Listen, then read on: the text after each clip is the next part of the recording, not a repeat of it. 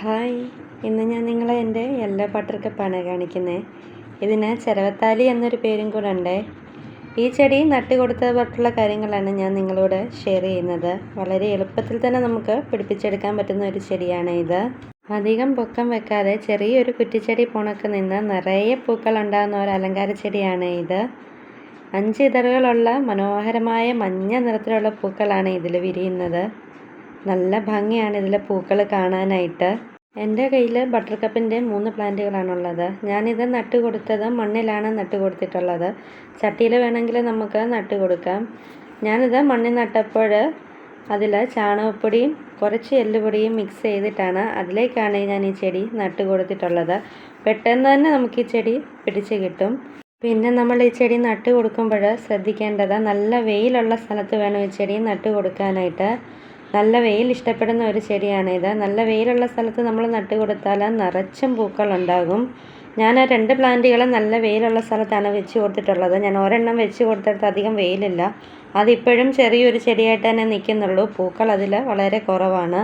ഇതിൻ്റെ ഇലകൾക്ക് നല്ല ഡാർക്ക് പച്ച നിറമാണ്. പൂക്കൾക്ക് നല്ല ബ്രൈറ്റ് മഞ്ഞയും. ഈ പച്ച ഇലകൾക്കിടയിൽ മഞ്ഞ നിറത്തിലുള്ള പൂക്കൾ വിരിഞ്ഞ് നിൽക്കുന്നത് കാണാൻ തന്നെ നല്ല ഭംഗിയാണ്. അധികം വെള്ളം വേണ്ടാത്ത ഒരു ചെടിയാണ് ഇത്. നമ്മൾ മണ്ണിലൊക്കെയാണ് ഈ ചെടി നട്ട് കൊടുത്തിരിക്കുന്നതെന്നുണ്ടെങ്കിൽ ഒന്നിടവിട്ട് വെള്ളം ഒഴിച്ചു കൊടുത്താൽ മതിയാകും. പിന്നെ ഈ സമയത്ത് നല്ല ചൂട് കൂടുതലായതുകൊണ്ട് എന്നും നനച്ചു കൊടുത്താൽ നല്ലതായിരിക്കും. പിന്നെ അധികം വളപ്രയോഗത്തിൻ്റെ ആവശ്യമില്ലാത്ത ഒരു ചെടിയാണ് ഇത്. ഞാൻ 2-3 ആഴ്ച കൂടുമ്പോൾ ഇതിൻ്റെ ചോടിളക്കി കുറച്ച് ചാണകപ്പൊടി ഇട്ട് കൊടുക്കാറുണ്ട്.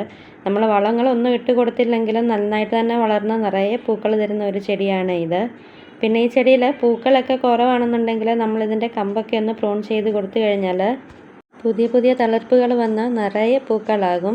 പ്രൂൺ ചെയ്ത് കൊടുക്കുമ്പം ചെടി നല്ല ബുഷിയായിട്ട് തന്നെ നിൽക്കാനും ഇത് സഹായിക്കും. ഇതിൻ്റെ കമ്പുകൾ നമ്മൾ ഒടിച്ച് കുത്തി വെച്ച് കഴിഞ്ഞാൽ പുതിയ ചെടികൾ നമുക്ക് ഉണ്ടാക്കിയെടുക്കാം. പിന്നെ ഇതിൽ നിന്ന് ഇതിൻ്റെ വിത്തുകൾ ഉണങ്ങി വീണ് പുതിയ തൈകൾ കിളിക്കാറുണ്ട്. ഈ ചെടിയുടെ ചുവട്ടിലൊക്കെ ഒരുപാട് തൈ അങ്ങനെ ഉണ്ടായി വരാറുണ്ട്. വർഷം മുഴുവൻ പൂക്കൾ തരുന്ന ഒരു ചെടിയാണ് ഇത്. രാവിലെ വിരിയുന്ന പൂക്കൾ ഒരു ഉച്ച വരെയൊക്കെ നിൽക്കാറുള്ളൂ. അത് കഴിയുമ്പോഴത്തേക്ക് അതങ്ങ് വാടിപ്പോകും. ഈ ചെടികൾക്ക് പൂമ്പാറ്റകളെയും തേനീച്ചകളെയൊക്കെ ആകർഷിക്കാനുള്ളൊരു കഴിവുണ്ട്. എപ്പോഴും നമ്മുടെ പൂന്തോട്ടത്തിൽ പൂമ്പാറ്റകളും തേനീച്ചകളും ഒക്കെ കാണുവേ.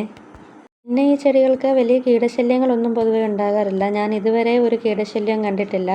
എൻ്റെ പ്ലാന്റ്സൊക്കെ നല്ല ഹെൽത്തി ആയിട്ട് തന്നെയാണ് നിൽക്കുന്നത്. നിറയെ ബ്രാഞ്ചസുമായിട്ട് നിറയെ പൂക്കളാണ് ഇതിലുണ്ടാകുന്നത്. അധികം കെയറൊന്നുമില്ലാതെ വളരെ എളുപ്പത്തിൽ തന്നെ പിടിപ്പിച്ചെടുക്കാൻ പറ്റുന്ന ഒരു ചെടിയാണ് ഇത്.